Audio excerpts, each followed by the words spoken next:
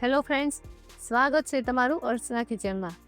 આજે આપણે બનાવીશું એકદમ હેલ્ધી અને જે લોકો ડાયટ કરતા હોય એ લોકો માટે ખાસ ટેસ્ટી એવું વઘારેલા મગનું કચુંબર બનાવીશું.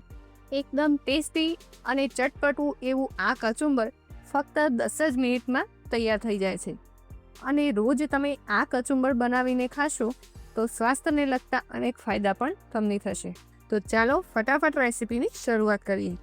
તો એકદમ હેલ્ધી એવું મગનું કચુંબર બનાવવા 1 કપ જેટલા મગને સારી રીતે ધોઈ આખી રાત માટે પલાળી દીધા હતા. જો તમારી પાસે ટાઈમ ના હોય તો તમે 4 થી 5 કલાક માટે ગરમ પાણીમાં પણ પલાળી શકો છો. તો આ રીતે મેં અહીંયા મગને પલાળી દીધા હતા અને હવે તેમાંથી બધું જ પાણી નિતારી દઈશું.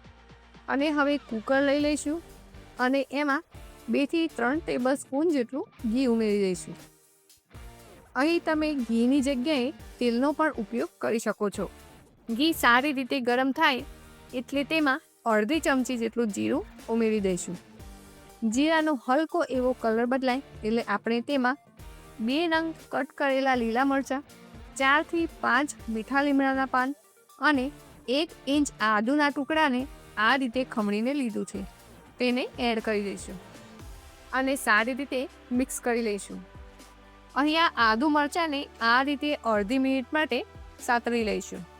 અડધી મિનિટ જેવું થઈ જાય એટલે આપણે તેમાં પલાળેલા મગ આ રીતે આપણે કુકરમાં ઉમેરી દઈશું.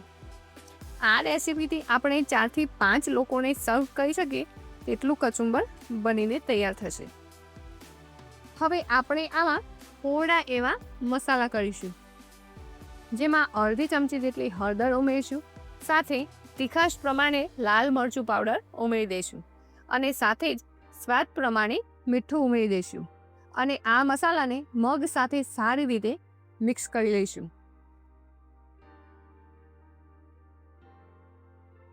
મસાલા મગ સાથે સારી રીતે મિક્સ થઈ જાય એટલે આપણે તેમાં 4 થી 5 ટેબલ સ્પૂન જેટલું પાણી ઉમેરી દઈશું અને કુકરનું ઢાંકણ બંધ કરીને 2 વિસલ કરી લઈશું.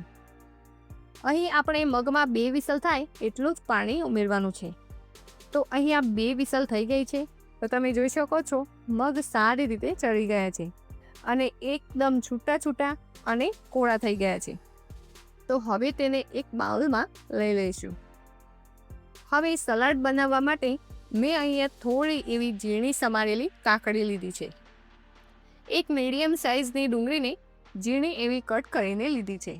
સાથે લીલા દાણા અને એક મીડિયમ સાઇઝનું ટામેટું ઝીણું એવું ચોપ કરીને લીધું છે. સાથે સલાડમાં ખટાશ માટે લીંબુનો ઉપયોગ કરીશું.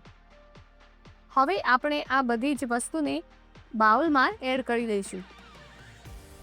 જો તમે ડાયટ પ્લાન કરતા હોય તો આ રીતે તમે મગનું સલાડ રોજ બનાવીને ખાઈ શકો છો. હવે ઉપરથી લીંબુનો રસ નીચોવી દઈશું. જો તમારી પાસે દાડમના દાણા હોય તો તમે તેને આ કચુંબરમાં એડ કરી શકો છો. મારી પાસે દાડમ હતી એટલે મેં એડ કરી છે. જો તમારી પાસે ન હોય તો તેને સ્કીપ પણ કરી શકો છો. હવે આ બધી જ વસ્તુને આપણે સારી રીતે મિક્સ કરી લઈશું. તો અહીંયા આપણે પહેલાં અડધા લીંબુનો રસ નીચોવે છે. જો લીંબુ ઓછું એવું લાગે તો ફરીથી એડ કરી દઈશું અને મીઠું પણ આપણે ચેક કરીશું અને થોડું એવું ઓછું લાગે તો ઉપરથી થોડું મીઠું એડ કરી દઈશું. તો અહીંયા તમે જોઈ શકો છો એકદમ ટેસ્ટી અને ચટપટું એવું સિમ્પલ રીતે વઘારેલા મગનું સલાડ બનીને તૈયાર છે. તો આ રીતે હલકું એવું ગરમ ગરમ હોય ત્યારે તેને સર્વ કરી શકો છો.